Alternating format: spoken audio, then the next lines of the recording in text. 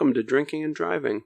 Here at Drinking and Driving, we'd like to remind you that drinking is fun and driving is fun. Just don't do them together. Have fun, but be safe. Hey, I'm Joe Yarbrough. With me, I've got Dave Totaro. He's going to play co-host today. Today, we're at Helen Blaze's Brewery, 1002 East New Haven Avenue. And I've got a little fella from the brewery with me today. I've got the Sexiest Man Alive, 2006 People Magazine. I've got Todd Furbeck here. He's a multi-award-winning brewer here at Helen Blaze's. And we're just going to talk and drink a little bit of beer. How's it going, Todd? Good, man. How you guys doing today? Pretty good. Not bad. All right. Excited that you guys are here. That's for sure. Yeah, it's kind of funny with this. So before we even started this interview, we were just running and talking. It's all natural. And as soon as we hit the record button, it's like, I have to be robotic. Everything's totally, it's just kind of one of those things. But yeah, so we'll work our way through. This is the first episode specifically with a brewer. I'm probably going to try to get as many breweries as I can, but that's going to be a really hectic schedule for me to do that. So, well, you're not a very likable guy. So I'm extremely unlikable. So probably make it difficult. So it's going to be rough stuff. Just getting right at it here at Helen Blaze's. We got a beautiful system here. Got a beautiful building. This building actually has a lot of history. Found out that at one point it was actually a morgue. What else do you know about the building there, Todd? There's a lot of history with it. It was a morgue at one point. It was also the first bank between Miami and Jacksonville up the East Coast. So and it's still the original bank vault is still in here today. You know, we're actually in the vault room is what we call it. Wait, that's what that held all the money between here and Miami, Miami and Jacksonville. It did. Money used to be a lot smaller back in apparently. In the early 1900s. Wow, that's cool. Yeah. I mean, it's roughly the size of a walk-in cooler. I'll probably take a couple pictures of it. I honestly thought that's what that was. I was wondering why it was open. Like, you guys are not very efficient here. Why is it so cold in here? Hate to pay the electric bill. So now you guys have been here, 3 years now? Yeah, we celebrated our 3rd-year anniversary in June, actually. So wow, you know, it seems like way less than that. I know. That's crazy.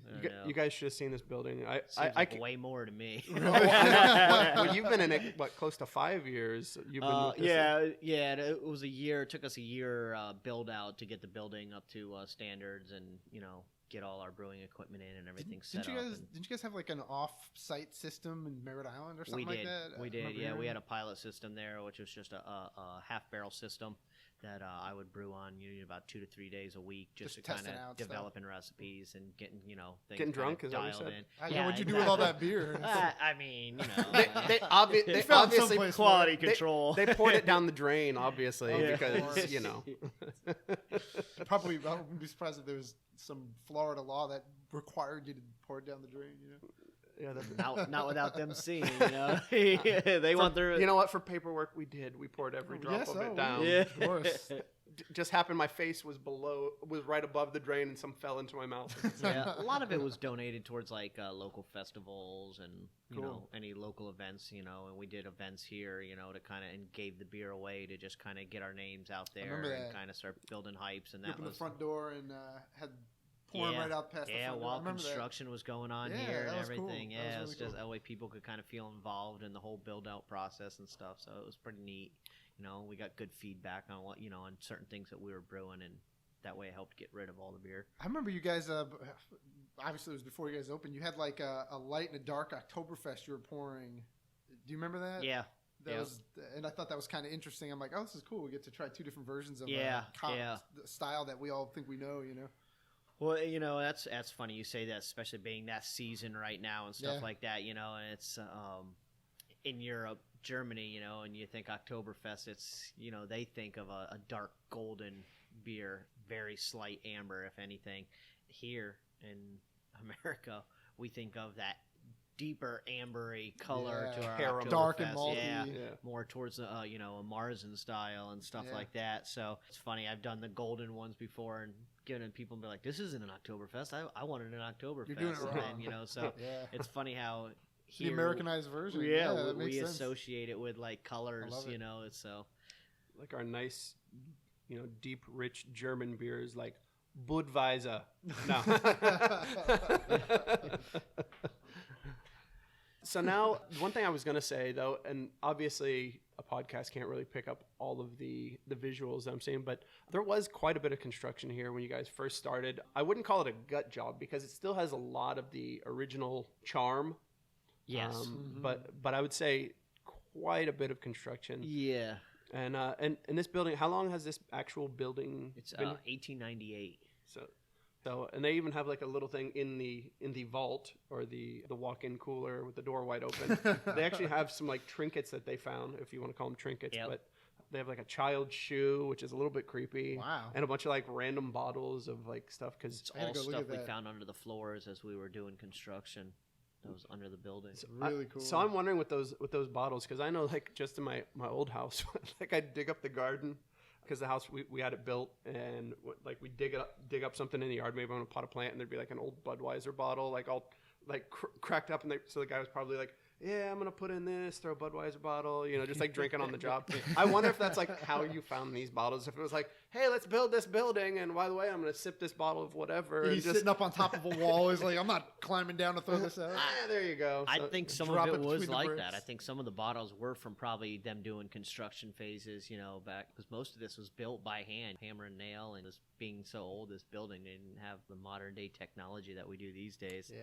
It was an interesting build out, that's for sure. We tried like you said, there's a lot of old original stuff here. We tried saving as much as we could because it really tells the story of the building. So anything we could preserve, we did. Obviously, it's very tough remodeling a building this old, and you got to bring it up to modern day code. So there was a lot of stuff that we had to bring up to code that we weren't able to save, but everything we could, we did. all took that a while, asbestos, too, all that asbestos and lead-based paint and all that good Yeah, stuff. We actually have some of the asbestos in the case. Oh, over there, nice. yeah. We On really display. didn't have too much asbestos, believe Oh. it or not. We did, but it was pretty much to the bathroom area, which is which was a small area on the opposite side of the building where we were at. They sent in a team that came in and removed all of it. And So how was that Make not it a safe. problem for what was it? The Christmas store was here before you guys, right? Was Yeah. that the last business? yeah, How was that not? I don't They think just had I asbestos don't in think the they ever walls? had it tested. When we did Wow. construction, everything we had everything tested, and that was the only area. It was just some floor tiles that they had over in the bathroom area over there that they were still currently using. Crazy. And what were they doing in the bathroom that might have The made as- it catch on fire? Like, the asbestos bro, you bathroom. must have eaten some spicy food. I know, that we're was the we're gonna one. need to put some asbestos for fireproofing in the crapper.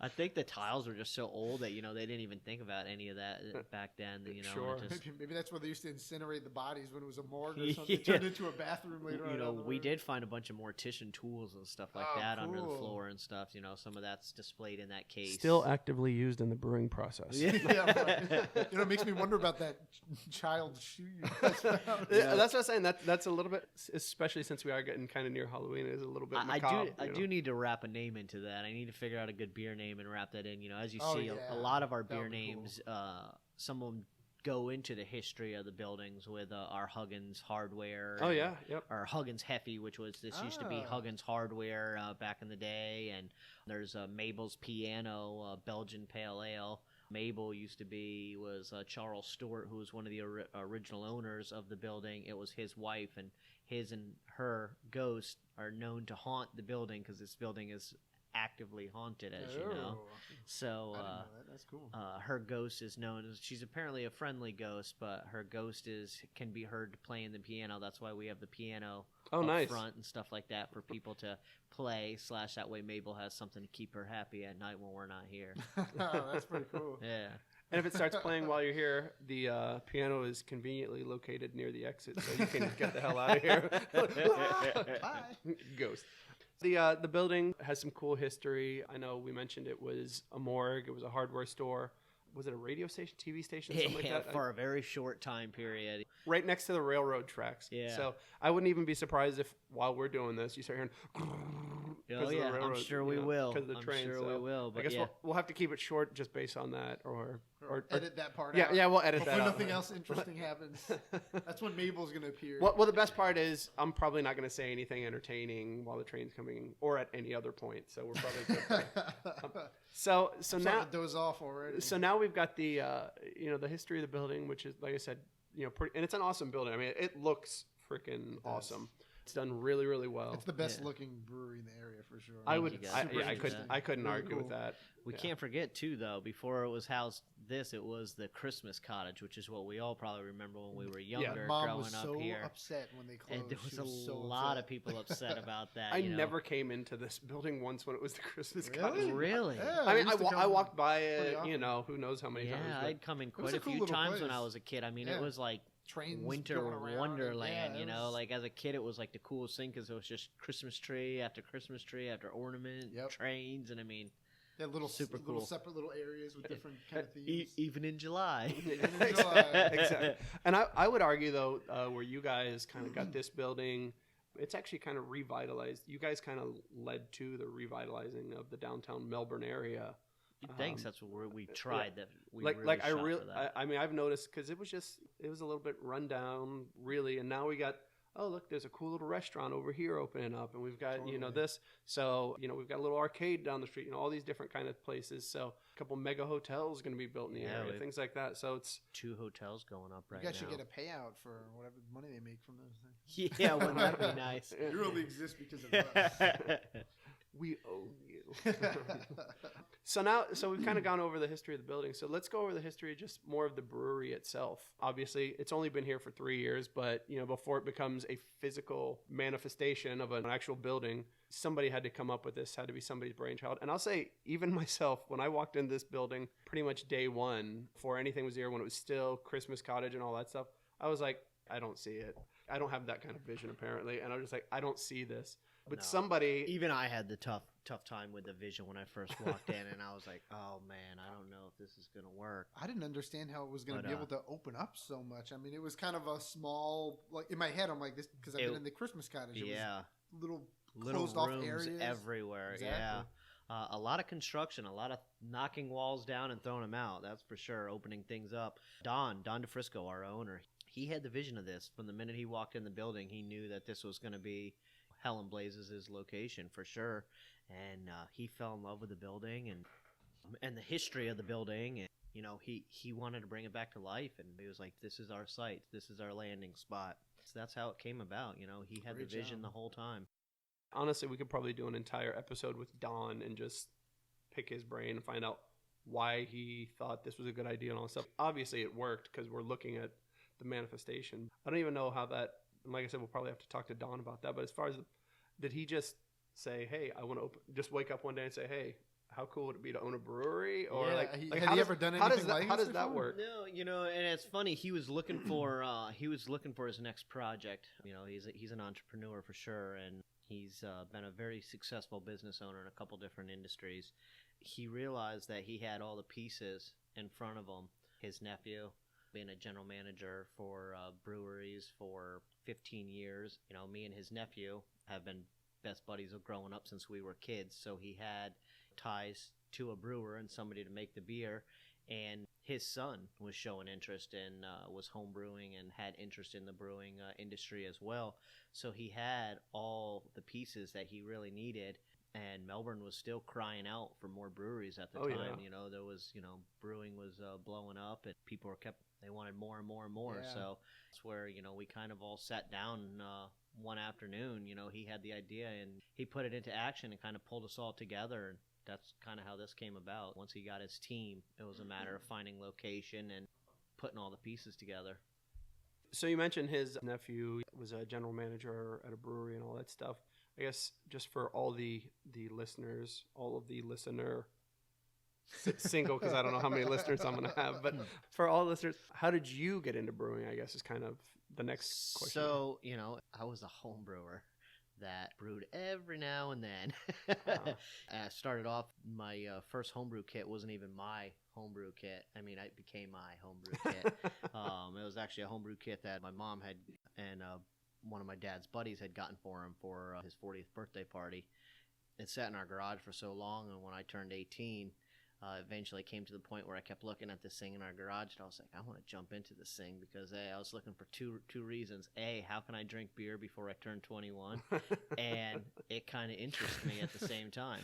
So a lot of convincing it took to finally get Mom to help me get the ingredients that I needed to purchase the ingredients. started my first homebrew batch, So was this like a Mr. Beer Kit type thing, or was it? It was a little bit better than like a Mr. Beer Kit. It was a pretty good setup. I don't think it really had a name. It was all the pieces were bought separately and stuff. He had a buddy that was doing home brewing. Gotcha. That really kind of guided him to his first kit. It wasn't like a box that had everything in it. They bought everything separate. So like a carboy in a bucket kind of thing? Yep. Oh, Carboy nice. Bucket, all that kind of stuff. It was pretty simple looking back at it, but, it was your kind of your next step up from your basic, box kit. Do you remember what your first I do. beer was? I do. It was an American Brown Ale. How did that come out? Terrible. But I look back at it now and I say it had to be terrible. But when we drank it, it was the best beer I've ever had. Yeah. So because it was the first beer and I was 18, Cool. so I was probably the coolest kid. All my buddies thought I was cooler. Yeah, exactly. So with that system, because I started, the first thing I ever brewed on was actually the Mr. Beer Kit. Yeah. And then I moved up. I mean, delicious when you think. I never had a good beer. It's fun. It's kind of like if you look at it from hey, this is kind of cool. Yeah, it's like a science experiment. Exactly. Yeah, it's cool. exactly. It's rewarding. It's exactly. It's fun the same way the volcano science fair project is. It's fun the same way, but then you get to drink it where, I guess you probably a mouthful of yeast at the bottom of the bottle. you probably could drink the volcano thing too, but I just probably don't want to. It's not going to be that great. Or it might be that great. I don't know. I don't know. So, volcano. Yes, that's why I started. And same thing, bucket and a carboy, which, by the way, that's just a fancy word for a big jar. Pretty much, it's like the Culligan water thing, pretty much. So that's kind of how it started, and it blossomed. It one batch turned into the next, and it was kind of always like a little hobby that just was kind of on the back burner, but always interested me. As I had time, I would tinker around with it and stuff. As years went on, just interest me more and more and more until I eventually started to hit the local breweries. That kind of got me into the craft industry. I'd hit, there was only one. I was going to say local breweries. There was, I think, one or two craft breweries in our county at that point. And roughly what year would that have been? It would have been early 2000s. Okay. Maybe 2003, 2004 at this point, I'm thinking maybe. Yeah. This would have been Todd pre-beard. Between 2000 and 2004 for sure. It's funny because that time period, craft beer was booming in different areas of the U.S. Yeah. And it was like a desert here. It was. It was terrible. It was. Well, I was actually in a desert at that point, so honestly, there was even less beer where you were. I would say I didn't know anything about craft beer at all until I would say probably closer to like 2007, 2008. But before that, just hey, king of beers. That was what I knew about beer. It was Coors Light for me, man. Yeah, so it was like 2004. And you might find like a weird one. You might kind of branch out and say, oh, I'm gonna go with a PBR this time. But I think like when I was in the Army, I think the most branching out, there's one I think it's called like Mississippi Mud. Yeah. And it comes in a big like moonshine jug. It's actually not a bad beer. It's not bad, but I bought it because black and tan, I think. it came in that jug, and so that was probably honestly the first ever craft beer. Not a light adjunct lager. Exactly. So that was my first like dive in. So what was your first, other than obviously your homebrew, like probably one of your first ever, craft brews? Oh, look at his face. He's thinking his real brown, hard. His brown ale that he brewed. You stumped me on that one. Yeah. I honestly, I can't even think of what the first beer I would have had. It's because he's had so many up to this point. There's been a lot. There's been a lot. I gotta tell you mine because it's ridiculous. Around that time, actually, 2003, 2004, I was at UCF in Orlando, and I remember, this is not a craft beer, but in my brain, that's what it was. Yuengling had just kind of become a new beer. Okay. In Florida. We just started getting it. And I remember them pouring it. There's a bar there called Wackadoos. And looking at this beer when he poured it, and I'm like, that beer's not clear and yellow. It's like amber colored. Yeah. It like blew my mind. And I remember even drinking it like, oh my gosh, this tastes so different. Now when I drink a Yuengling, it doesn't really taste any different. No. From Coors Light and all these other beers. Yeah, now that you know like the styles and stuff like that. But it shows you how limited my palate was, that even that little bit of a difference was That actually, it honestly did get me to start looking into, well, what else? Amberbach was the next one, I think, after that. Yeah. You know, and then I finally discovered real craft beer. Yeah, I liked Amberbach when I was younger. I still, yeah. I mean, if I'm It's going not a to a bad beer. place, like there's a pizza place not too far away, and I'm like, oh, that's, so you have Bud Light, and Amberbach, then I'm like, yeah, with the pizza, I'll definitely have an Amberbach. I still see that a lot. Yeah. In pizza, specifically pizza places, I don't know why. Like, I mean, and you know, they're trying, so I'll give them that. Yeah, you know? yeah, it's better than I can drink them, that's for sure. Yeah, so we've got, you know, the history of Todd, so to speak, up to the 2004-ish time frame, back in his Backstreet Boy days and all this kind of stuff.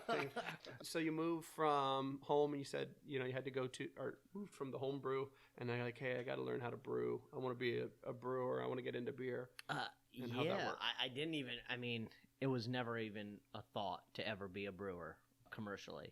Home brewing, it was just, like I said, it always piqued my interest, going into the local breweries, the two of them. I would always talk to those guys, try and pick their brain on doing different things, trying to figure out how I could make my brews at home better. At the same time, you go in there and you see the equipment compared to what you're working at home, and it blows your mind. It's like it's cool. It's never ending. It's like, wow, what does that do? Wow, that's cool looking. What does that do? So between all that, you know, I was always asking questions. I'm a big asking questions and wondering how things work, why they're using that. You know, what does that do? And upon doing all that, you know, I'd get talking to the brewers at a couple of local places, and you know, and I guess expressing my interest to them, like, hey, if you guys ever need help with anything, I'd be interested, just helping out, you know, whatever you need. You know, after quite a few years and keep going into the same pub and keeping my face in there and pretty regular, I got the call one day. Thought they were kind of joking with me and pulling my leg at first, like it was a prank. I had to look at the date, make sure it was on April 1st. They were like, hey, you know, if you're interested, we have a position opening up. You know, it'd be from starting at the bottom to something you're interested in. And, you know, I thought about it, and the pay was not anywhere near where I would ever want to pay. It was a huge pay reduction from what I was doing. You know, I was currently working construction at the time. But at the same time, I was like, man, you mean I can get out of being out in the hot Florida sun and get inside, which little did I know it's still hot inside. I was going to say, yeah. So I got fooled there. You're picturing like I'm in a cooler filled with beer. Yeah, you know, and being younger, you know, you're kind of like, oh man, this is cool, and everybody thinks brewing is the same thing as I'm gonna drink beer all day and it's gonna be great. You know, little does everybody know how hard a work it really is.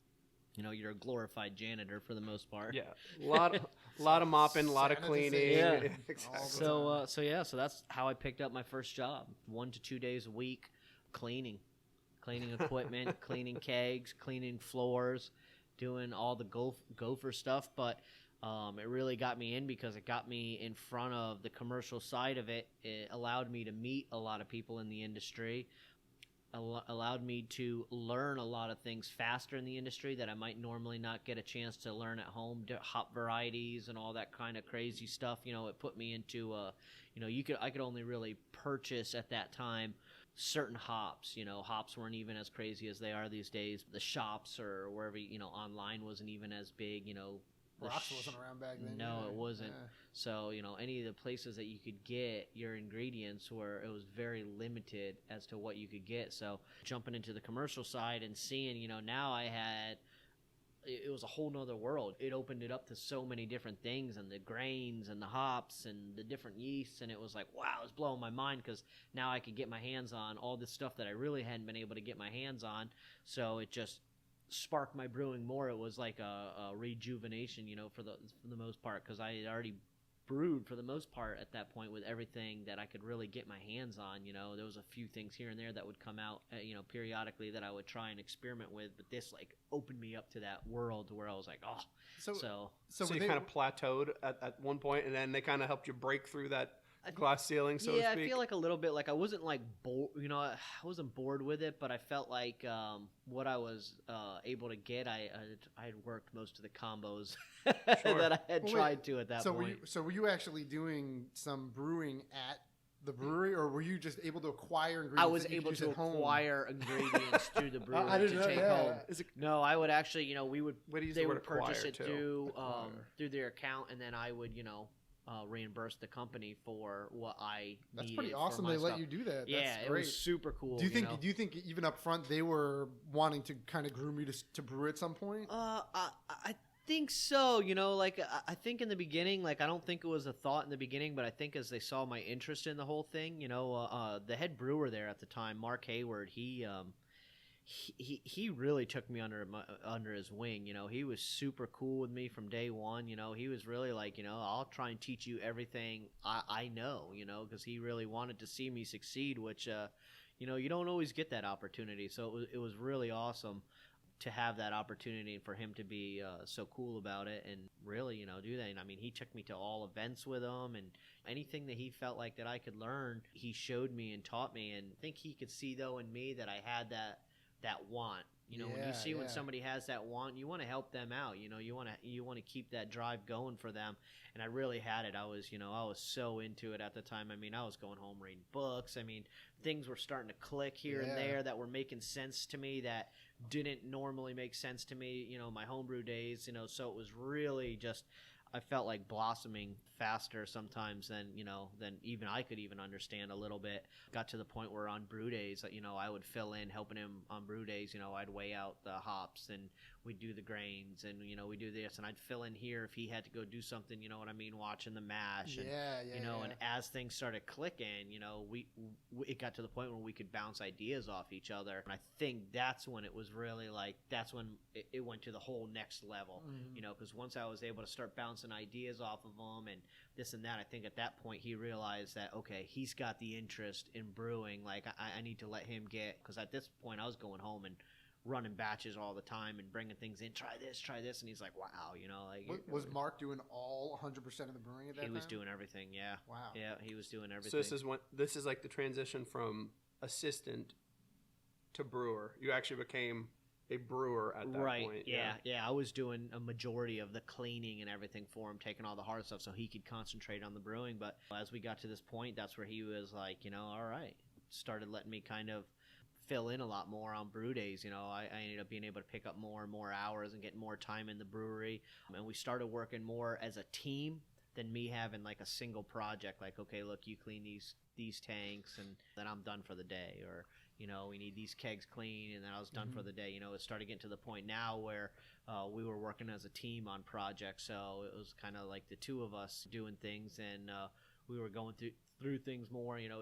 I got a chance more to see a lot how he would do things. He got a chance to see how I do things, because there's always an end goal in brewing, but there's no set way that really things have to be done. Everybody creates their own set way of how they want their brewery to run. But there's always, it's a constantly evolving trade that I think that, as as me and him would work together, he would see how I would do things a little bit different. And he, there was on numerous occasions, he'd sit down and he'd say to me, wow, like I never thought about doing it like that way. Like I think your way is more effective and has a better end result. And then there was a lot of ways that when I started, I had ways of doing things at home and that I was trying, that you try to bring in a little bit, because you're like, oh, this is what I'm used to doing. And he would correct me and I'd look and see and be like, wow, okay, that makes so much more sense what he's doing than what I'm doing. I can't believe I've been doing what I was doing for so long. So there's not a single right way, but there are innumerable incorrect ways of doing something is what it sounds like. Yeah.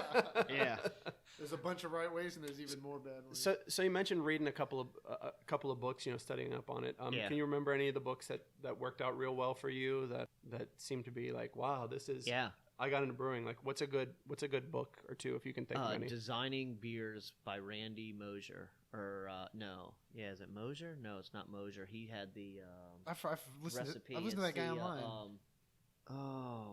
I just came up with a name for a beer erotica. It's Designing Great Beers with 50 Shades of Grain. I can't even believe I'm spacing it. Randy Mosher was actually part of his class. Come on, guys, help me out here. It's okay. We're drawing a blank. We can edit I was in his out. Cicerone. I was in his Cicerone program and everything. Like, he'd be shaking his head at me right now. The book is Designing Great Beers, and he's written quite a few books. It's that book helped me out. Tremendously. it breaks down styles to a T. He breaks things down. I mean, I still sometimes will jump back into that book and read parts of it that actually click more now sometimes than when it did before, because I've gone through it so many times that there was so many things that were over my head that I just you don't understand it all completely. Right, sure. No, Todd, wasn't that book written by Ray Daniels? Ray Daniels, yes, sir. Yep, that's it. It was Ray Daniels. Yay, Google. I'm sorry, Ray. I know, he'd be shaking his head at me right now because, I spent Got put on the spot. a week or 2 weeks in his class in Chicago. So you met this guy. Oh yeah. No, I spent like a week or two. It was like close to 10 days, I think, with extremely memorable, apparently. in a Cicerone class in Chicago. It was him and Pat Fahey, something of that nature, who's also a master Cicerone. Cool. And and Randy Mosier, he wrote a book of pairing foods and beers or something of that nature.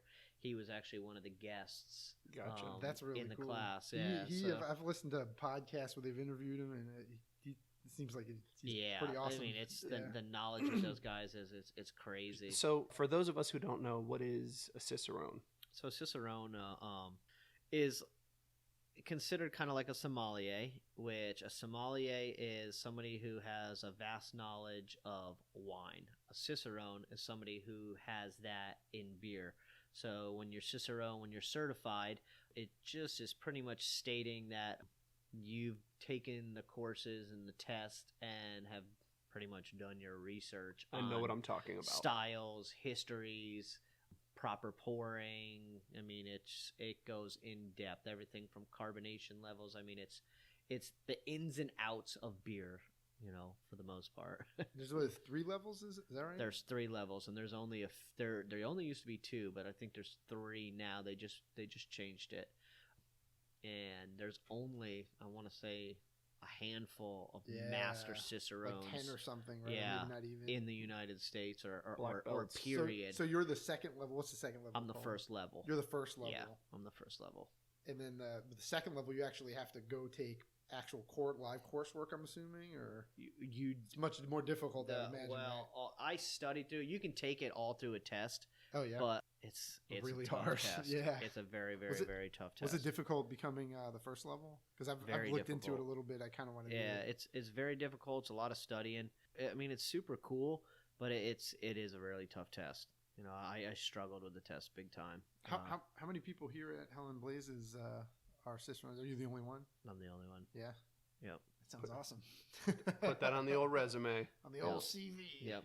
So you can do. There's Cicerone. There's Cicerone server certifications and stuff like that you can do online. That's kind of like that's kind of like the ground floor. It's like level. A certification instead of a degree. Yeah, and all of our employees, for the most part, all of our servers, we help them get so that. That's and not stuff that's like not that. you can't call yourself a Cicerone with that certification. It's called something else then, right? Yeah, you're you're server Cicerone certified. Yeah, yeah. So cool. They send you like a pamphlet and all that stuff into the mail and stuff like that. And then as you want to take the other courses, then it's different tests to rank yourself up, and then they actually send you certification pamphlets and stuff like that as you go through. It's all totally that. like Taekwondo, start off with your white belt and your yellow belt and all that stuff. We working in the corporate world. We have a Lean Six Sigma. Do you know about that? Yeah, they do the belts. Oh my, it's the worst. I should have even brought it up. Sorry. Yeah, and I actually, I tried taking my next level too. I did not pass. Oh, so you tried taking the second test? Yeah, I tried taking going up, and I did not. I took the test.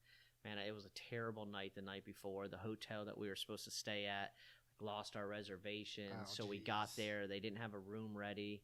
We ended up sitting in the lobby for like an hour and a half of them buying us free drinks, which I wasn't arguing about. But at the same time, I was trying to go to bed and study before I went to bed and got a good night's sleep. Staying up drinking. Yeah, so instead we were staying up drinking. Didn't get to bed till later. I mean, if you were drinking beer, at least you could say, I was studying. Yeah, there you go. I missed the test by I think it was like under 5 points or something like that. Yeah, sucks. I barely missed it. You're gonna take it again, obviously. Yeah, I'm gonna go back and take it again. Is it expensive? It's about like I think $500 to take it each time, but I think you only have to pay like I forget what it is. You're allowed to take it 2. They cut you a break on the second time you take it. So I feel like I remember reading that the vast majority of people fail that test, don't they? Oh yeah. Yeah. Oh yeah.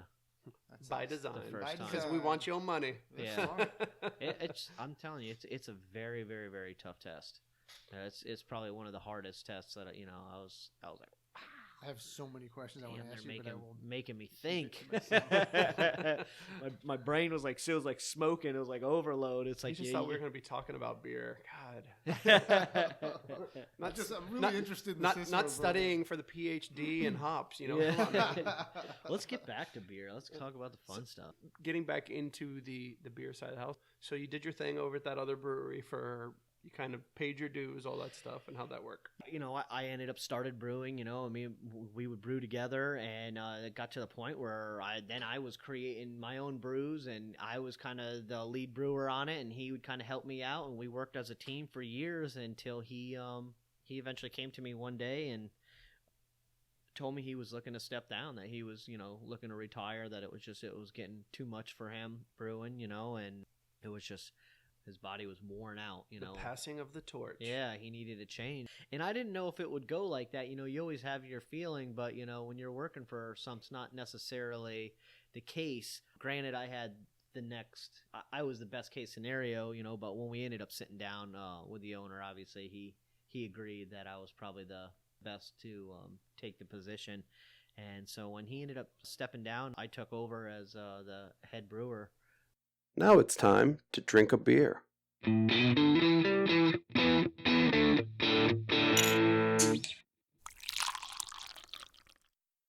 What would this show be without a little bit of beer? So we're back now. We took a little bit of a break, which to you guys probably didn't sound like an hour-long break, but for us it was in real time, about an hour. So we're back here. We do have some questions that we didn't really get around to. We had kind of an unexpected break because, beer waits for no man.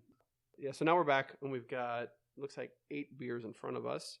So a lot of these are from the core menu here at Hell and Blazes. Once again, located 1002 East New Haven Avenue, Melbourne, Florida. I want to give you that plug. So did I mention it's 1002 East New Haven Avenue? Not West. Not 1200. Not 1200, exactly. So the ones we got here, some of these craft beer menus, I like to get kind of maybe a history of the beer, why you came up with it, if you just decided, hey, this sounds like a good idea, or I was trying for something else. If there is a story behind the beer. If there's not, then we can just drink it. Yeah. Some of them have stories. Some of them are just good drinking beers. As they pop into my mind, I go ahead and knock them out. All right. So, and we'll just go down. We'll just go down the line here. Okay. I think we're probably in a good. It looks like a good order. Yeah, I poured you guys, Yeah, I think you did it in a good order 8, here. We have 4 of our regulars, staple beers, and then 4 seasonals right now. But I usually have anywhere from 16 to 20 different beers on tap at all times here. Okay. Nice. And of course, we're not going to start at like the most bitter and work our way up to the lightest beer because they just ruin us here. That would be pretty dumb. Well, it tastes exactly like water compared to the last one. What's the deal with this beer? So this is our Crane Creek Cerveza. So the inspiration on this beer was kind of to make a light adjunct style lager. Something light, something easy drinking, something people that normally aren't into craft beer, it can kind of help introduce them into craft beer. And honestly, the whole reason I did it was I did it for Cinco de Mayo. I did it for a kind of like a light Mexican cerveza to go along with the Mexican food. So I can't help but notice this really reminds me of the old Corona with a lime in it. Yeah, that's exactly. And I didn't see you put any lime into this beer before you handed it to me. No. So is that part of the brewing process? Well, yeah, kind of. I add lime into it. So the first time I did it, I didn't do it with any lime, and we noticed that as people drank it, they're like, "Oh, this really reminds me of a Corona," and can I have a lime? Well, then some people would be like, can I get like 6 limes on my glass? And, and can I get, so. You have a lime tree in the back? Andy, our general manager, he came to me when we did it this last year, and he says, can we please like just put the lime in it ahead of time? He's like, so that I don't have to buy a million limes and we're not cutting limes 24/7. And I was like, I didn't think about it like that. Like, I'm sure I can. And so that's why it's the Crane Creek Cerveza with lime. So it's kind of like a Corona or Land Sharkish with the lime in it. You know what's kind of good about this, and maybe this is why limes naturally go in this style.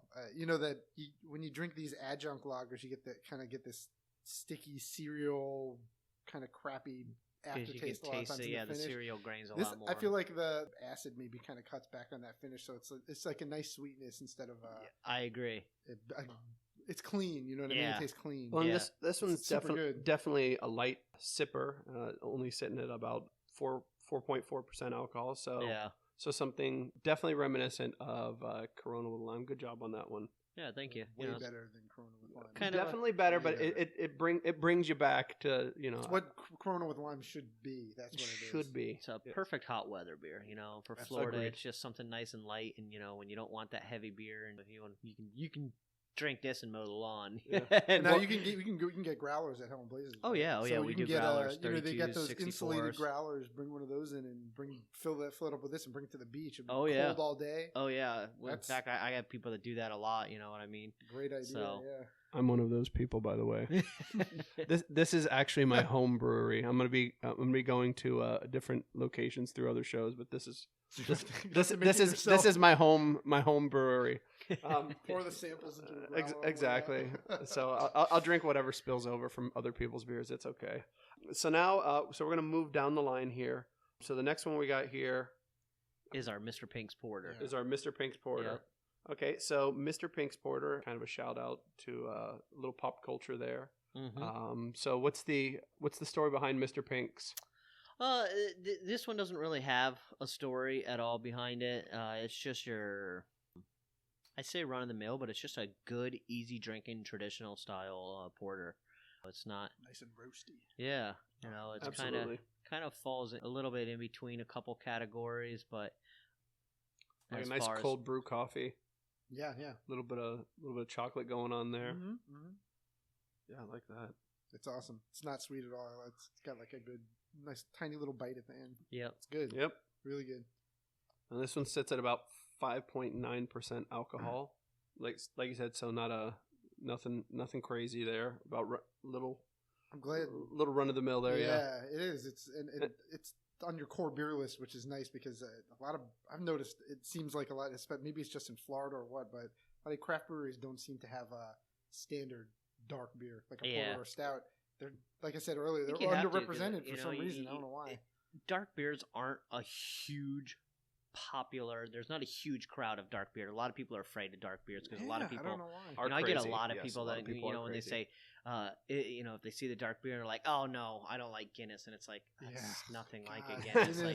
Guinness is great because it is really a unique style, but everyone thinks that dark beers taste like Guinness. It's so different from any other dark beer. It really is. Well, I know in the past you had a beer that was Lights Out Lager was what it was called. That one, this beer was very dark. A Schwartz beer. Very dark. Oh, yeah. And you tasted it and it was very light. So I mean, and I talked to him. I actually looked dark but drank light. Exactly. So it was like the kind of the Chris Angel mind freak, where it's like, oh, I don't like dark beer, and then they taste it, and it's like, well, this doesn't taste dark. I'm like, well, what does dark taste like? Yeah, exactly.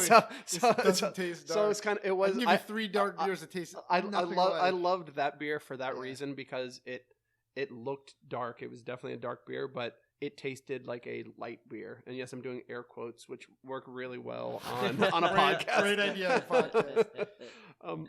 So that's real nice. So we're just kind of moving down the line. We do got 6 more to go through here. Up next, what do we got here? We got that's the Keep 'em Buzzin'. Yeah. So this one I know I do have a little bit of background here, so I do know some things about this one. Actually does have kind of a neat story, and so there's probably a reason you should come in and drink this beer in particular. Yeah, so the Keep 'em Buzzin' is it's a traditional American wheat beer, but it's brewed with locally sourced orange blossom honey that I source from a local honey farmer around here, Webb's Honey, believe it or not. He does a great job with making honey for sure. So he gets this from his local groves, and there is a huge amount of honey that goes into it. And the beer actually started off as a honey wheat. We called it Orange Blossom Honey Wheat. and for the orange blossom honey. And the funny thing about it is that it was supposed to be just a one-off beer that kind of just everybody kept loving. It's just such an easy drinking beer. The honey is beautiful on the back end of it. It's very easy. It's very just a great drinking beer. Honestly, I really enjoy this beer. That we realized, as the more I sourced honey, and the more I realized, starting to hear all the honeybee problems going around these days. I really realized that we maybe need to seek out and see what we can do to help the honeybee research. So we've actually linked up with the University of Florida, and 10% from every pint goes towards honeybee research, and to try to keep the honeybees around because of how important they are. So that's kind of when we rebranded the beer, and now it's called Keep 'em Buzzin', because every pint and every time I make the beer is exactly what we're trying to do is keep the bees buzzing. Help the bee population out as much as we can. Help them help us. That's it. Bees are very, very important to our everyday.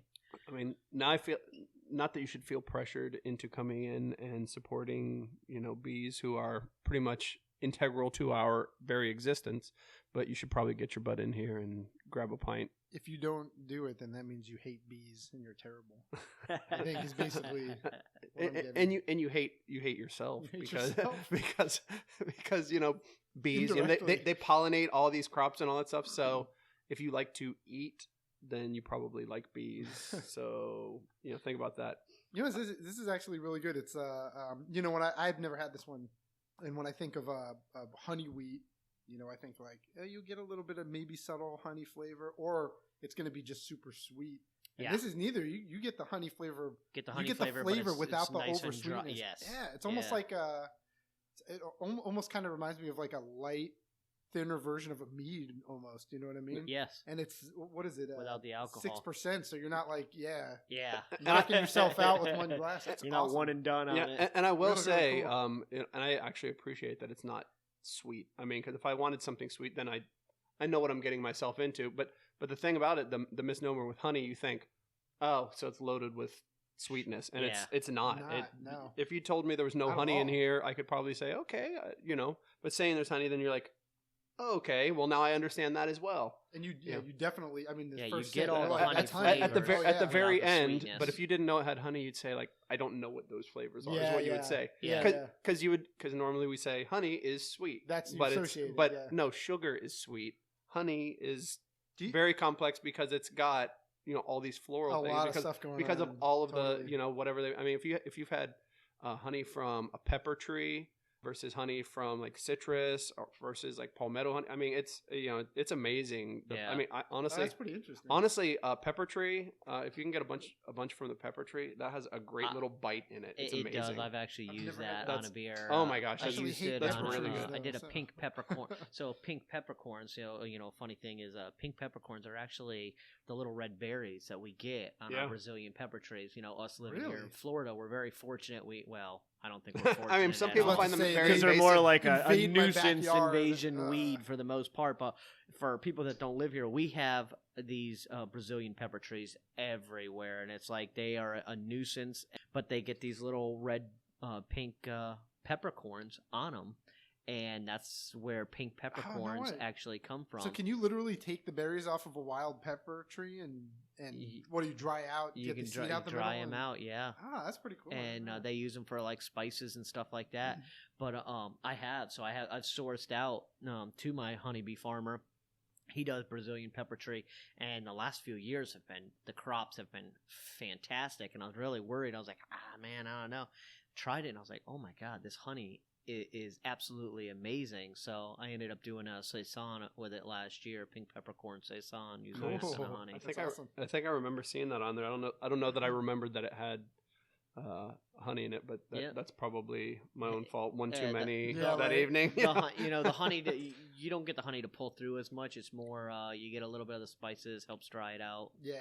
Well, like right now, I haven't had anything to drink in the last 2 minutes, and I'm right now just that kind of thing. I get that honey right there. Not sweet, but the actual flavor of honey. So yeah, and that's exactly what I was going for. Well, Do you guys remember Michelob Honey Lager? They haven't sold it in a long time. Oh my god, yeah, that used to be my thing back in the day. That was my thing for a minute back in the day. Man, that was if anyone remembers listening, that was an example of way too sweet. Yeah, that was with the honey. That was candy. It was candy. It was candy. Yeah.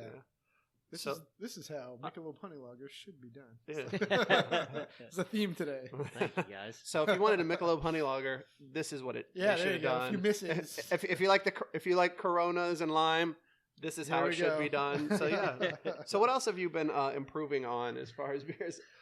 So we've got. So we're gonna move on to the Causeway IPA. So Causeway IPAs are by far it's our number one staple that we have on. IPAs are the biggest fad right now, and I say fad, but it's a fad that's been going for years on years. So I don't know if it's really too much of a fad, but the IPAs they stay at the top as far as beer numbers goes, and this is our just traditional American IPA.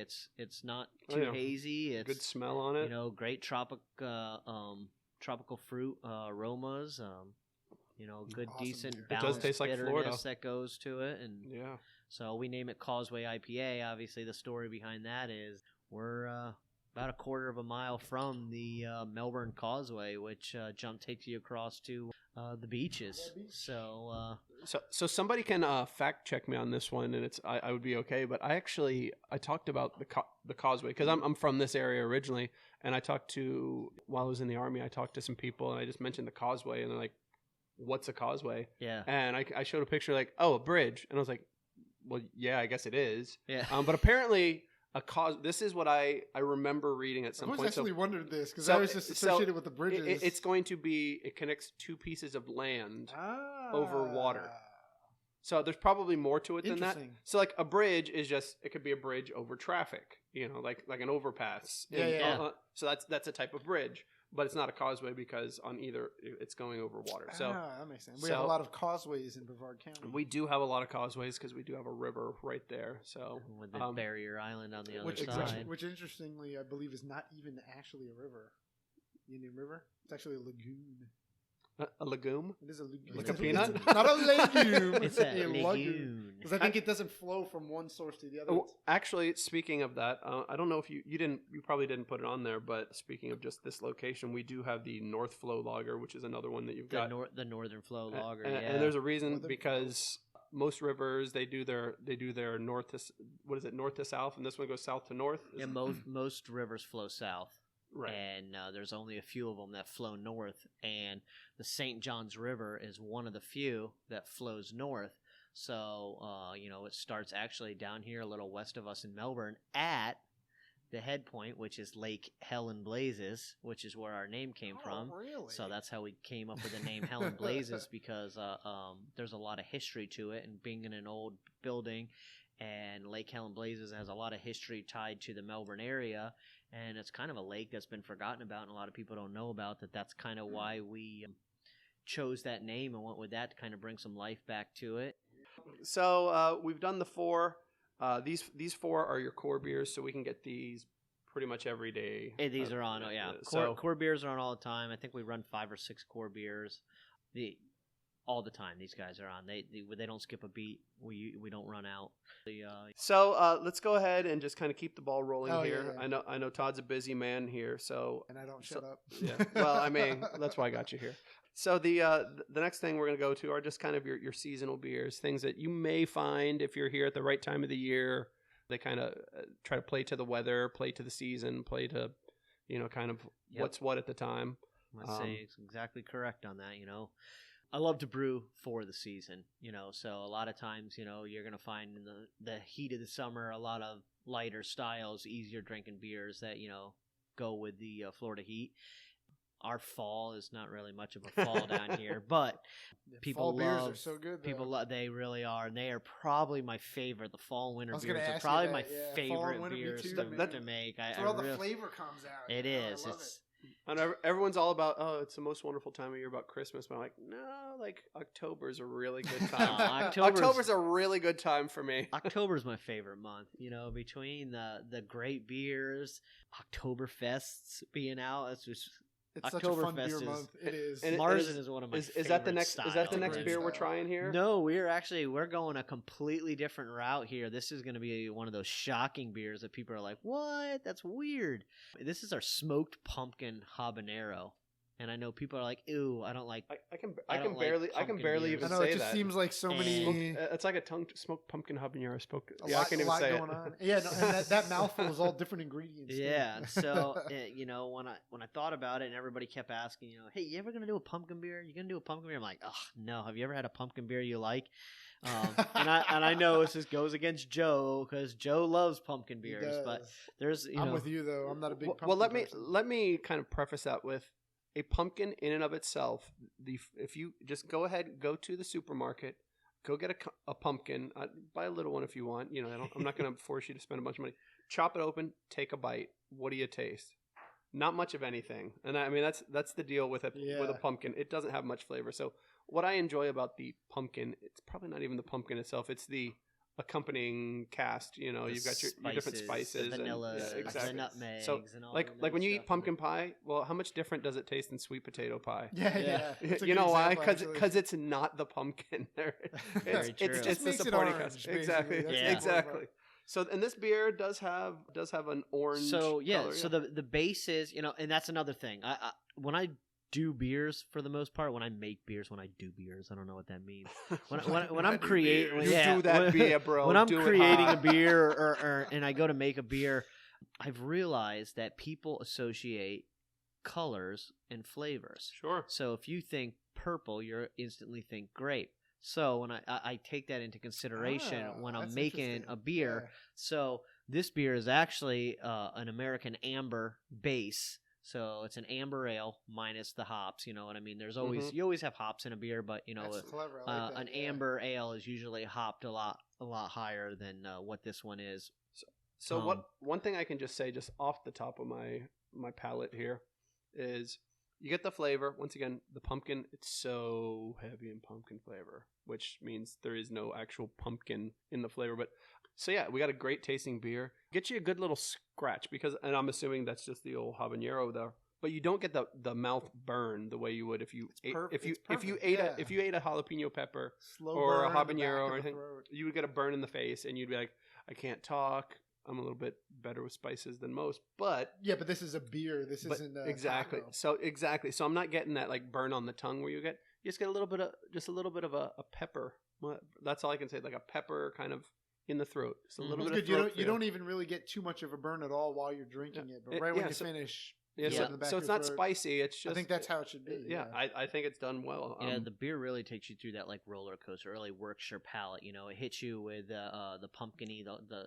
And then about 10 seconds later, you get that smoke. After I can get that smoke in there. That's nice. Well, and I think for obviously when you brew a beer, you want to brew a beer that is going to give you the things that you're looking for, but in a way that's not too much for the general public. You know what I mean?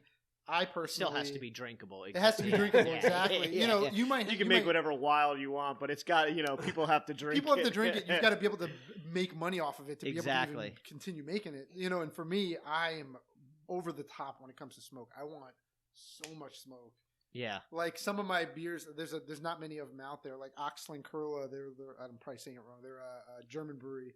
All their beers are smoked, and they're like heavily smoked. Yeah. And I've tried recommending these beers to so many people, and most of the time they're like, how do you drink this? It's like an ashtray or something. Smokes a very delicate balance because you have people that are fans of it. Yeah, there's a lot of people. You can't go too overboard with it because smoke can overpower. It can more than a lot of other ingredients. Well, I would say people you get your people who are kind of hardcore one way or the other. So you get your hop heads where these guys. I mean, if they're not getting punched in the face and getting a busted lip with a hop, it's like they want to be able to actually chew on the physical leaves while they're drinking their beer almost. Which is an interesting idea, actually. Just actually sprinkle some hops in there. Yeah. Sprinkle some hops on it, sir. I mean, you put a lime in, why not? Why not? There you go. Would you like a hop to put on the side of your glass? There you go. and if that takes off, remember who came up with it right here. I was about to say, Todd, you should be like taking notes. That's actually kind of a neat idea. I like it. A couple dried hops, just a little leaf. Like an ice cube. A few little freshies. Even just for fun, But it's really well balanced. Though. Thank you. I really tried to take that approach to where it's delicate and everything, and nothing's overwhelms, and all three of them, they work well together. And like I said, it kind of takes you through that roller coaster. You get every aspect in. It says smoked pumpkin habanero. You get every one of those. So. And I'm gonna go out here and just say, my mother-in-law does not like spicy stuff whatsoever. So I will say, Mom, if you're listening to this show, do not drink this beer, just for you personally. I can't speak to anybody else, but for you personally, this would be too spicy for you. Really? She's a lightweight. She thinks black pepper is spicy. I'm not even kidding. Well, I mean, if you bite into a peppercorn, that's one thing. Well, yeah, I mean, just like there's a lot of pepper on these eggs or something. So I didn't even put pepper on. Yeah, and it's not really like it's spicy. Like it gives you a little tingle in the back of your throat, but it's almost like it's interesting to where you're almost like, oh my god, that was crazy. You're not going for a glass of milk. You go back for another sip. Yeah, you're almost especially. I think this would be a great beer to give somebody without telling them what's in it. Yeah, you know what I mean. They don't let them try and pick it out. It's an amber ale. Try it. See what you think. Yeah. I want to say, and you can't. And the thing about it too, I'm just gonna bring it back up here. You can't smell that it has that pepper in there. Like I can't smell like, oh yeah, there's definitely no. Although I will say when I smelled it before I tasted it, you should always smell it first because your brain will trick you into thinking you're smelling it after you taste it. But I could smell the habanero pepper. You know what I mean? Yes. Just a little bit, nice and subtle. Yeah, but not to where you get that vegetal kind of not at all. Like the nice light that tang, that little bit of tang. Yeah, which is great. I was telling you we brewed that mango habanero beer. I just remember we went through several different versions because it's not easy to get. And honestly, I think the only reason we were able to get it so quickly was because I think we kind of just got lucky on one of our tries. Yeah. Because it's either too overwhelming or you're like, I don't even get a burn at all. Yeah, exactly. I mean, did it take you a while to get it? To perfect the peppers, that was probably the hardest. Part. To get the smoke dialed into where smoke wasn't too much and it balanced, and then to where, you get the spice just perfect. I kind of, every year I have my basic formula, but like you said, everything changes every year, especially when you're dealing with fresh ingredients. So I kind of play the balance approach. I have an idea of where I'm going, and then I usually stop a little short, check it out, give it a little bit of time, and then how far in advance do you start? Like if you're like, okay, we're gonna be brewing this for October or whatever month. Mm-hmm. How many batches before you get to the point where you're like, okay, this is good? I mean, is it just one or two since you've done it before? I've done this beer for a while, but I tweak this batch every year. Every year, really? I tweak it on something. Honestly, I think this year was I'm probably the happiest with how it came out this year. Than the earlier years. It was really good, but there was always, I felt like there was something I could tweak. This year, I didn't make many notes on it. I was really happy with how it came out. Cool. I think it hits everything that it says this year. So cool. That's awesome. Yeah, we'll see. You said it's super popular, right? I mean, it is this time of year, and it's a unique beer. I think every brewery needs to have a unique beer that kind of sets them apart from somebody else and makes people remember you. Yeah, this is that beer that I feel like people remember us by. I think you have a smoked pumpkin habanero. It's something you won't forget. Every time you see a pumpkin beer somewhere, you'd be like, oh, remember that time we had that smoked pumpkin habanero? So be like, look, this one's just pumpkin. It's not smoked and it doesn't have habanero. There's one question I guess I wanted to ask about this, and this is more just for everybody listening. So when it says the light hickory smokiness, so do you actually take the pumpkin and put it in a smoker and do that? Like, is that how that works? I do. Cool. Wow. And how much pumpkin do you use for? I get pie pumpkins, and I smoke which is the smaller pumpkins, those are like the cooking pumpkins, and I smoke them with. Do you put the whole hickory smoker? I pumpkin? cut the pumpkins in half. Take the guts out. Wow, that's cool. And then because you want just the meat, in between the rind and all that, and then that cooks down and absorbs the smoky flavors, and then that going in helps with the pumpkin and the smokiness. So on your 10-gallon system, or not 10-gallon system, 10-barrel system, how many full brews batches do you have to make to sustain you through the season? I don't make this beer through the season. That this is just. Oh, it's just a one-off. This you is do just a one-time. This is just at one And time once it's every gone, season. It's gone. Yep, Oh, you can pretty much So the end of if it kicks too September quick. and through October is about when you're going to get it. Oh, cool. So yeah, Okay. if people are listening, they're like, oh, I got to try this beer. You better hurry. Yeah, it's probably gone by the time gone. this airs. Yeah, sales yeah. on the sales on a pumpkin Remember beer in for next July year. are little to none because no one wants a pumpkin beer in July in Florida. Well, you know what? Honestly, think about the ingredients in this. Smokiness is not something that everybody wants. Pumpkin's not, and habanero's not, especially in a beer. Exactly. I'm even just talking about food, and the fact that it's so popular gives me so much hope for humanity. You know what I mean? Yeah. I'm like, you know what I'm saying though? Especially in the U.S., people just drink these not flat. You know what I mean? In flavor. Yes. Terrible beers with such little flavor, and this is like so many intense, controversial flavors, if you will. 3 ingredients that you wouldn't think man. It makes that me so you happy wouldn't that want to people put drink it. one of them in a beer, let alone 3 of them in a beer to go together, and to see them go well. It says a lot. It says a lot about what you can do with beer. It really does. It does. I agree with that. Yeah, we're in a beer renaissance. So We are. things that the old things in beer, just kind of the dark ages of beer, have passed, and we're now in a new. Well, a new era. past for at least some of us. Well, Yeah. I mean, hey, but you know what? We're growing, man. Well, I honestly think we're at a place where. So I've heard people say I don't like beer, and That's my favorite thing. Me I hear too. people Oh my say. gosh, Oh my- I love it. and I Oh, was like, really? well, I I'm think you just haven't interested. had the right beer yet. I think that's You- great. If you don't drink alcohol for some reason, that's one thing. I totally get. But if it's specifically I don't drink beer, well, that's just because you haven't had the right beer yet. Yeah, you know what I always say to people when they say that? I always say that's like if you go to somebody who's never eaten a piece of fruit before and you gave them a lime and they tasted it and they said, "Well, I don't like fruit. Don't like it. Not Fruit's a fruit terrible." guy. and I think your answer to You that have no is- idea how is different the the same flavors as are. my answer because I get a lot of times too. I get people are like, "Oh no, I don't like beer." It's like, well, no, you just don't know what kind of beer you like because there's no way you can say that you dislike all styles of beer. There's a style of beer out there for everyone. There's a beer with your name on it. There's a beer with your And name. chances Yeah. are, it might be at 1002 East New Haven I thought you Avenue, were Melbourne, use Florida. This as a segue to the next beer. I'm sure there's something. I with the amount of beers that we can do here and that I do, I really try to keep a balanced. A balance of all the different styles and varieties I have to where you can come in with a big crowd. You're the whole family can come in and, you can come in with 5, 10, 15 of your friends and there's going to be a beer for Something somebody. forever, yeah. Everybody, there's not going to be And even one if they all have a person different one, there's still going to be a couple on the menu that there's still somebody gonna be hasn't some tried that yet. They haven't Yeah. tried yet. So that's what I really like about it. great. And that's what I was aiming for. And I will say with this pumpkin habanero, I'm about to close this one up. It is sitting at 7.5% alcohol, so that's like a beer and a half if you think about it. And since the pour is going to be, possibly a little bit larger than your regular pour, just keep that in mind if you're slamming these things that it's gonna catch up to you real quick. So we're gonna move on to one that I've actually enjoyed. I've had this one a couple of times. This one's nice and light. We're sitting at 5.4% alcohol, and this is a peach hefeweizen called Georgia Bound. Yep. Man, you nailed. And by the way, this aroma. guy Todd, you may not know this. He's an avid hunter, and he does do a lot of hunting in Georgia. So he is Georgia bound. Were you Georgia bound last weekend? Last weekend I was, and I will be Georgia bound again this weekend. Yeah, it's been Wow. So he really wants to get off of this interview so he can get the hell out of here and be Georgia bound again.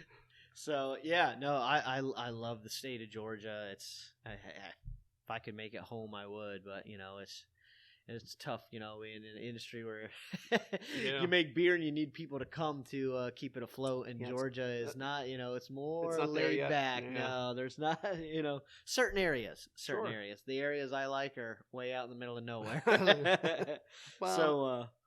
Yeah, I would say hunting doesn't do really well in populated areas. Yeah, it's from funny. what I've You seen. know? I don't know, man. We've got like a family of deer living in my backyard. You come out anytime you want. Yeah, there you go. You just gotta give me some of that venison. Yeah. Man, I gotta say this. You smell the beer, and usually you get either you don't get the flavor that it says in the name of the beer, This is like peach or preserves. you get it a little bit subtly.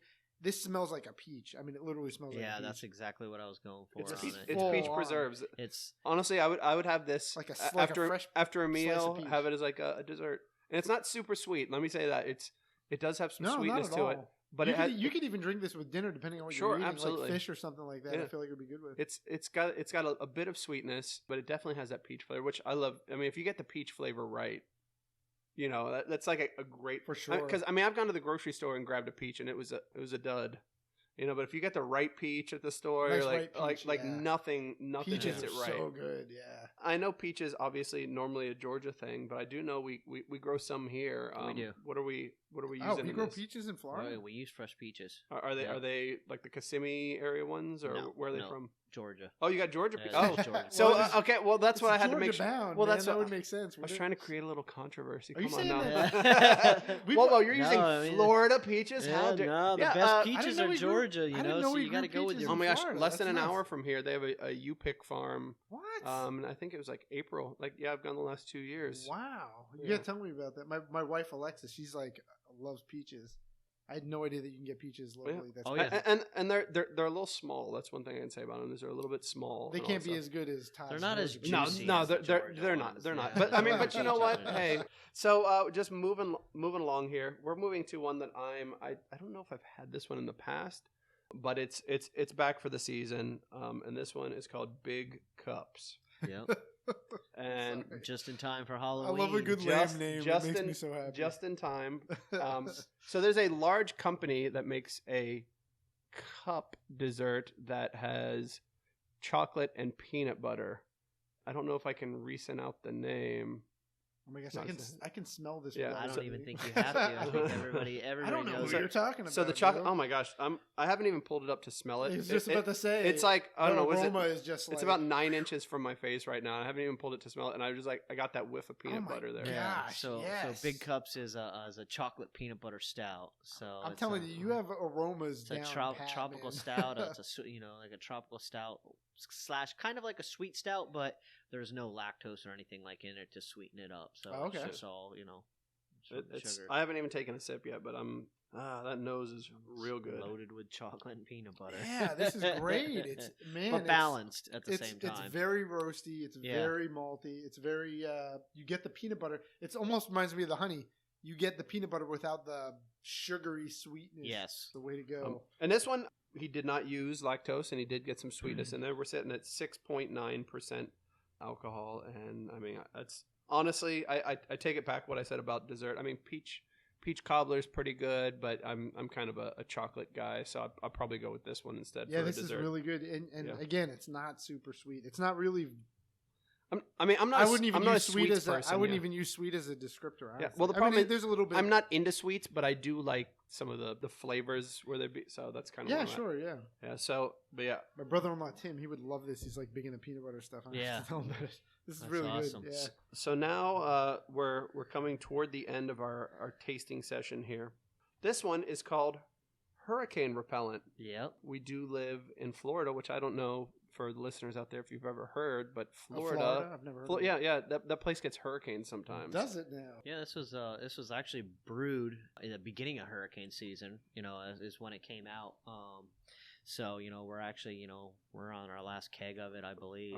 Which is funny because hurricane season so this will not be available when this airs either. No, probably not. It started at the beginning of hurricane season and it's ending the end of hurricane season, and nice. If you can make it last the entire hurricane season, begin to end, pretty close on look, I'm going to be honest, I need a new roof, though, on my house. It's like 16 years old. I was kind of hoping Dorian was going to tear my roof off just a little bit. This was kind of to help deter any hurricanes and throughout the year and as of this point right now, it's worked for us. It definitely has helped us out so far. It sounds like it needs to be a mainstay on the menu for next year. So I was afraid of that. so this one right here, I can't help but notice, kind of has a little bit of a sour flavor. It is a sour. So you have it listed as a Florida Weiss. Is it actually like a Berliner Weiss? It is a Berliner Is. Weiss. So nice.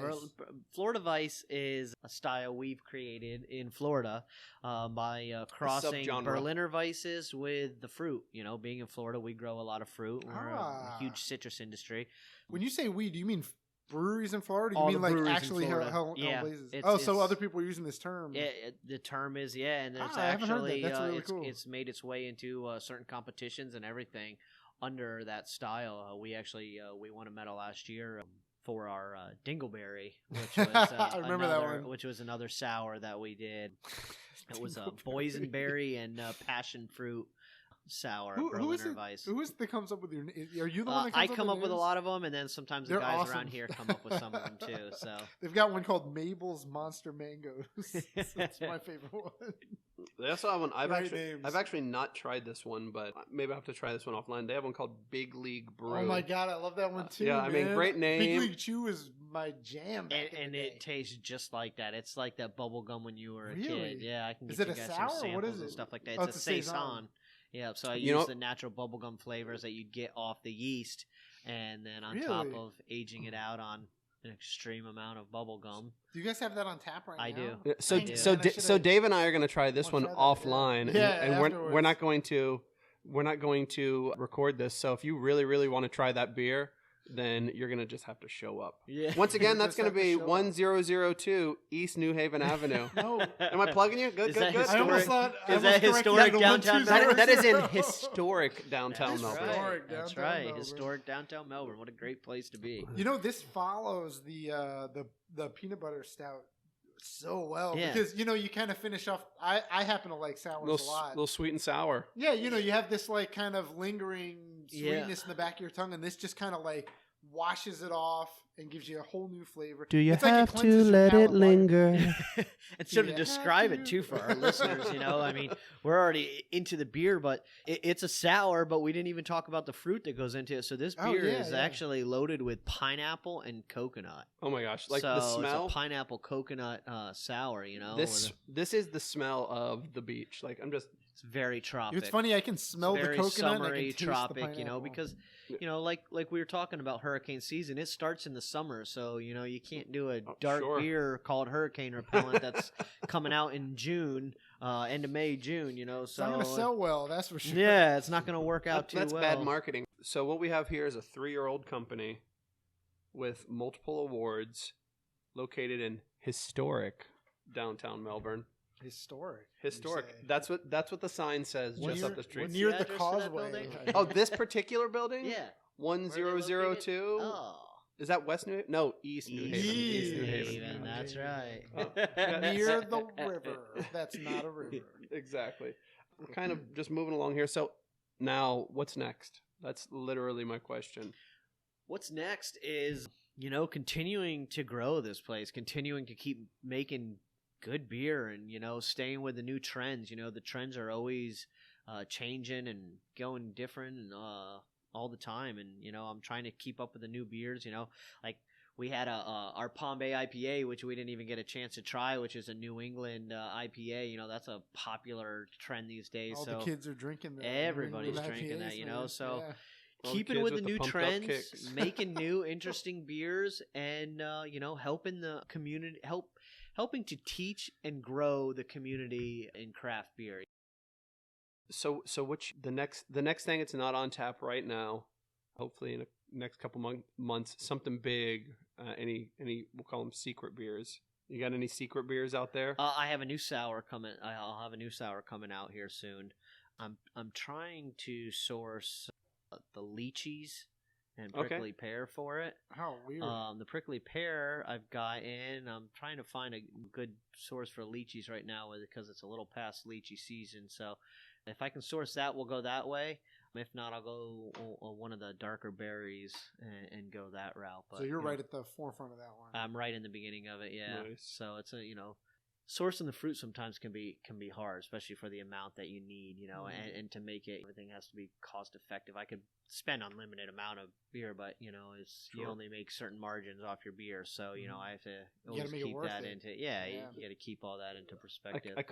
I couldn't help, and yes, I'm angling for a specific thing. I couldn't help but notice when I was in the back. I know what he's angling for. I'm already... Some giant barrels. Yes, I also noticed and these by barrels, I Joe. don't mean kegs. I don't mean So, I mean actual wooden barrels. What's in that? I saw the word Buffalo Trace on them. Those are sourced Buffalo Trace barrels that have come from Kentucky, that have come straight. They've come from the Buffalo Trace distillery, freshly dumped, and they are filled with our cherry poppins, which is an imperial stout aged on dark cherries, sweet dark cherries, and Keiko nibs, chocolate. Nice. So, and now those, just the cherry poppins itself, that's something that that's a seasonal beer that you pretty much do, or what's the deal with I that wouldn't say it's a seasonal beer. It was kind of a one-off beer that we did originally that has created such a popular following. I haven't brewed it since literally we first opened. I feel like I consumed a lot of that beer, so I thought that it was a normal beer. I've had a lot of. I feel like I've had a lot of those, so I just assumed it was on tap all the time. Yeah, it definitely is, and being an imperial stout, it's 12.1%. But no, it's a very select. I haven't brewed it for 3 years, so I selectively have put kegs away to age out. Being such a big stout, I wanted to see how it would age over the years, and it actually aged great. Which we're out of it now, but when it hit year 2 going into year 3, it was really nice. Dude, beer aging is so freaking fun. Year really 2, is. I felt like was beautiful from what I like. So I stashed a few kegs away and pulled them out here and there for select special occasions and things like that. Nice. So. This is gonna be awesome. So you've got it. So you've got this 12% beer, Yep. and you're taking it from whatever vessel it was previously in, Yep. and you are putting it into a vessel once inhabited by, admittedly, a pretty good whiskey. How long are we leaving it in there? How's that process going to work? I'll leave it in. I'll check it at 6 months, and then I'll check it again at 8 months. Can I get that date so I can put that on my calendar? I'll be here then. So you're gonna keep tasting it until I get the flavors that I'm looking for. Man, I want your job so bad. Once I get what I'm looking, once I get what I'm looking for, then that's when we'll say okay, we'll pull it out of the barrels. That is awesome. Get it into a tank and carbonate it and get it into bottles and some into draft and release it. So do you have a cooler somewhere where you have a bunch of different things just kind of sitting there just as experiments, just aging? Do not tell him that information. You're gonna get robbed tonight. You should see my house. I probably got 50 beers in my house. We do have a big aging. walk-in cooler that has that I keep a lot of that kind of stuff, and That's awesome. I have a brewer's stock area where I keep my personal, but it's not for my personal consumption, even though I do enjoy it when I put them on. It's for R&D. It's for research and development for the most part. Best Yeah, R&D on Earth. and a lot of times I stick certain kegs away for certain events throughout the year and special times and stuff like that. That like I feel my like birthday.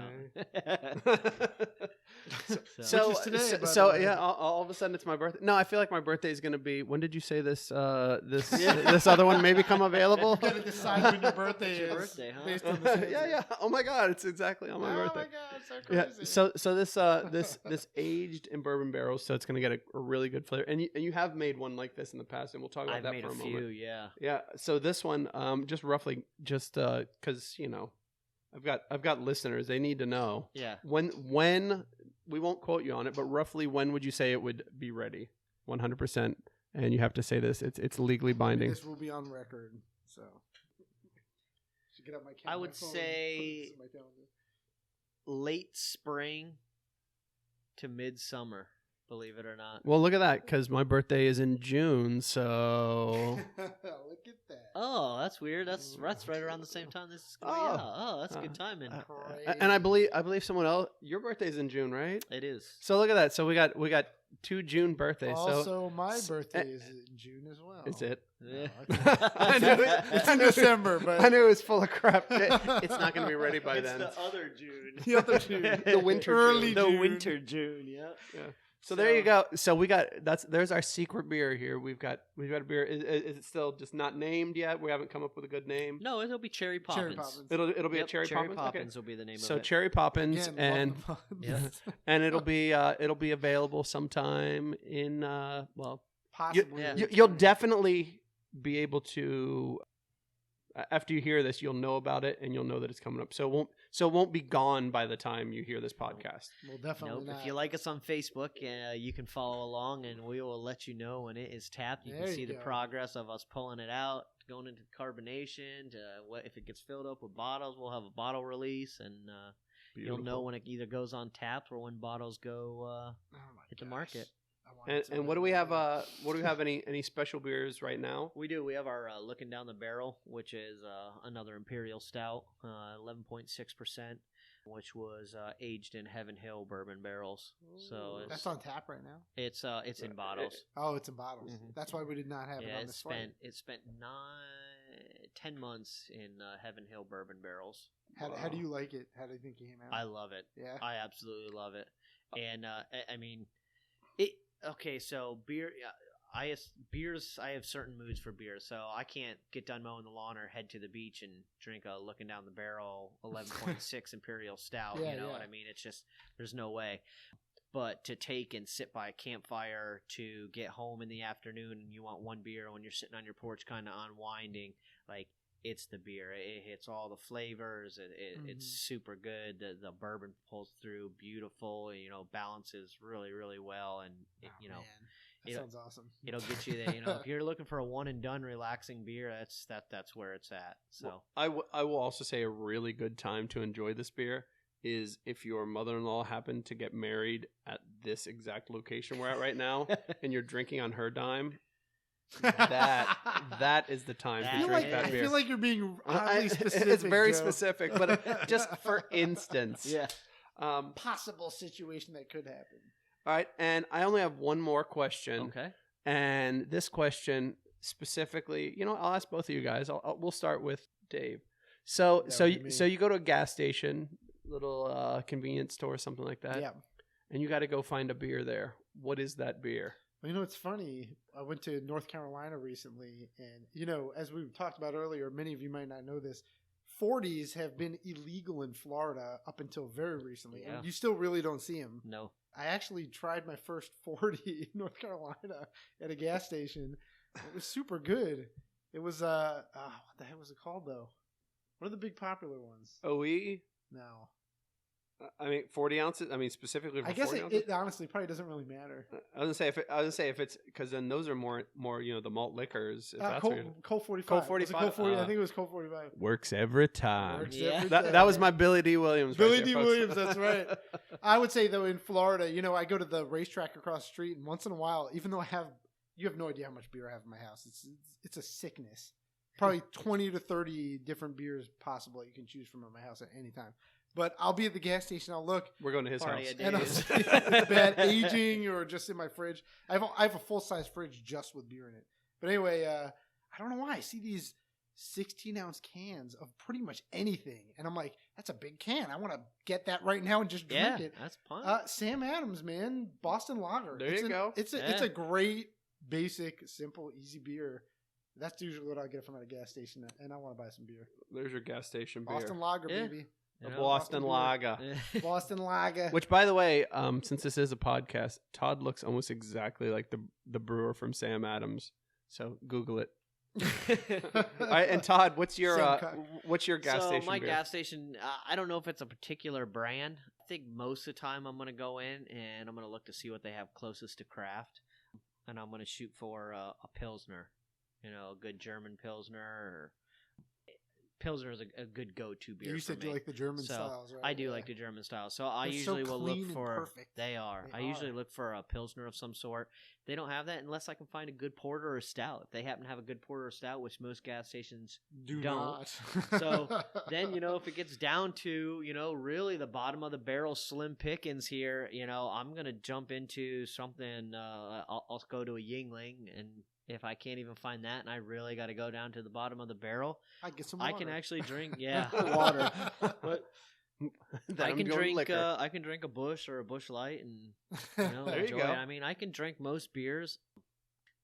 There's a few of them out there. I won't name names, but there's a few out there that I can't. I'll name names. Corona and Bud Light. I cannot. I can't do Bud Light either. Awful. Bud Light is just it's so bad to me. Bud Light, I can't do it. I can't do it. I can drink Busch and Busch Light and be all right with it. And some people might be like, well, I get like a headache. My stepdad, he said Bud Light won't make you any lighter, but Budweiser will make you wiser.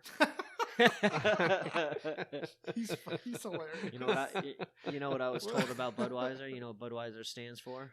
No, man, we're plugging Budweiser right I now. know, right? Well, they need some help. They're a very small craft brewery. You can tell, you could see that, at a young age, I was probably headed towards some type of a beer career in life, especially when, you're about 6, 7 years old and they're teaching you Budweiser stands for because you deserve what every individual should enjoy regularly. Oh my God. Wow. Somebody really put a lot of thought so, wow.